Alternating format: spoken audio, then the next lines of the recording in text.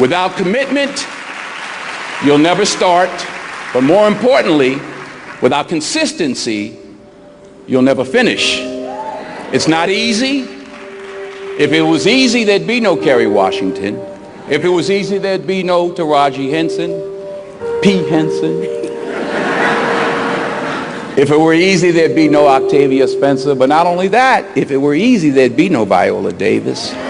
If it were easy, there'd be no Michael T. Williamson, no Stephen McKinley Henderson, no Russell Hornsby. If it were easy, there'd be no Denzel Washington. So, keep working, keep striving, never give up, fall down 7 times, get up 8.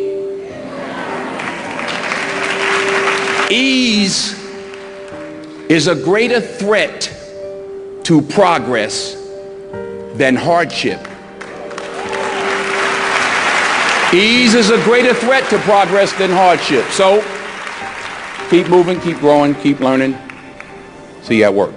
We tend to base our self-esteem on what other people think.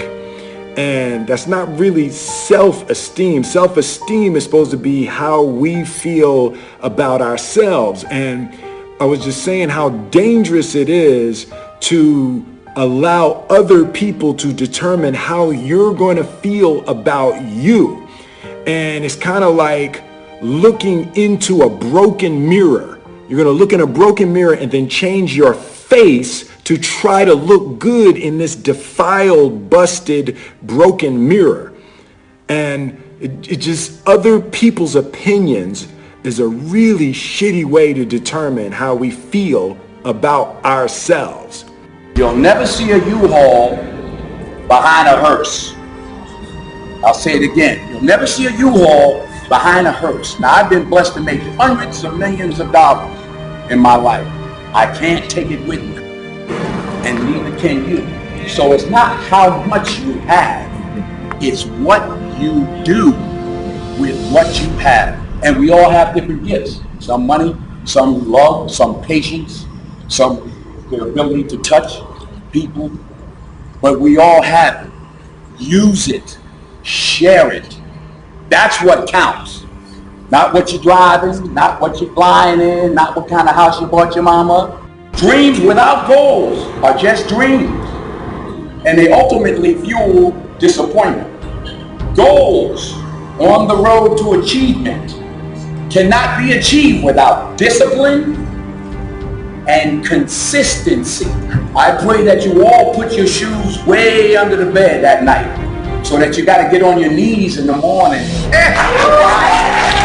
The one thing I'm the most happy about in terms of my career is the fact that I got there with the grace of God, first of all, but short of that, I got there just by working hard, not partying with the right people, not compromising myself in any way or cutting any kind of deals, just by working hard, just by plugging along, sawing wood, as I like to call it. I'm a 20-year overnight sensation.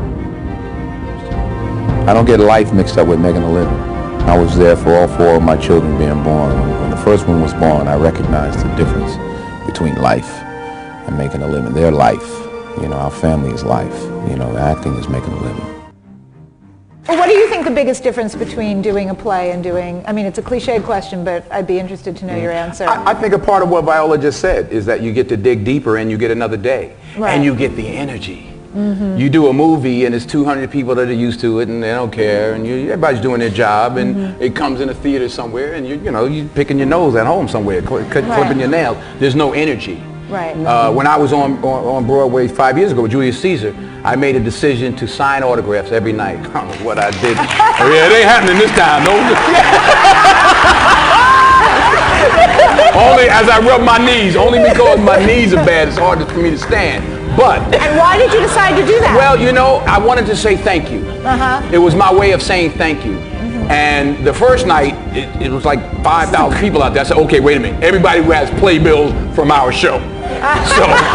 So, yeah, because it was like people were just wandering up the block. I was like, wait a minute. I forgot I'm on, 42nd Street, Times Square. I was like, wait a minute. But honestly, you were signing for weeks. The energy. And I was out there an hour and a half every night, every show. But the energy you got back, the stories, the 5 little old ladies who just drove in from Detroit. And I'm like, well, what y'all doing tonight? They said, we're getting back in the car, baby. We got to go back tonight. Wow. And, you know, a little 84-year-old lady was like, baby, if I was 3 years younger. Oh, true story. True story. Then we had, and I say this also because I hope it happens with this play. We had some high schools come. We had one school from somewhere, I forgot where, and they were doing Julius Caesar. And some young kid was like, well, you know, my Brutus is a bit different. He's more the classic stoic. But it was great to engage and exchange with these young people. There was an energy. I got more from it than I gave to the people that I signed for. That's, you know, you don't get that.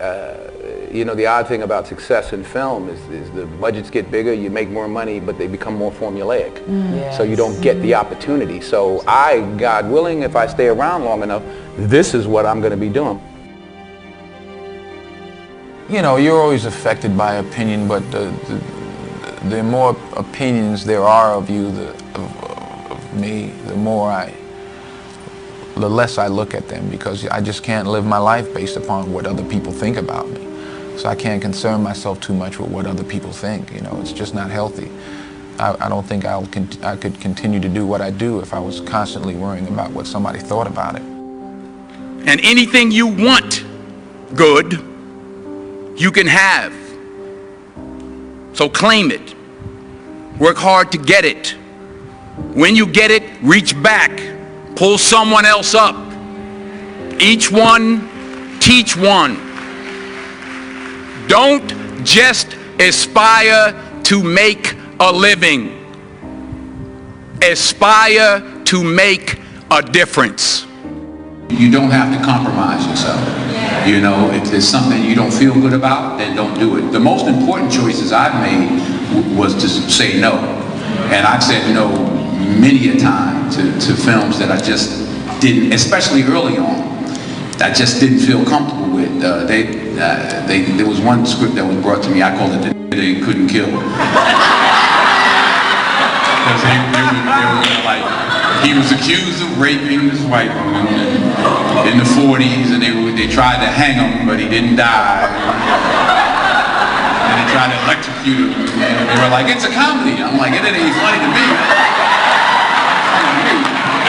So I actually called Sidney Poitier, who I was fortunate at that time to be able to call. And I said, you know, this movie, I'm sick. And they offered me $600,000 to play The They Couldn't Kill. That's what I called it. I wasn't there. And he said to me, and I'll say this to you, he said, the first 2 or 3 or 4 films you make in this industry, Denzel, will determine how you proceed. He said, I'm not going to tell you what to do, but remember that the first 3 or 4 or 5 films you made will determine how you proceed. I turned it down. I turned the money down. I needed the money. I turned it down. 6 months later, I got Cry of Freedom. So stick to your guns. If you don't feel like you should do it, then don't do it.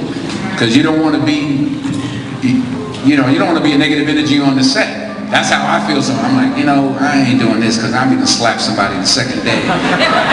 So I just, it's something. I think the most important decisions you can make as an actor, actress, is saying no.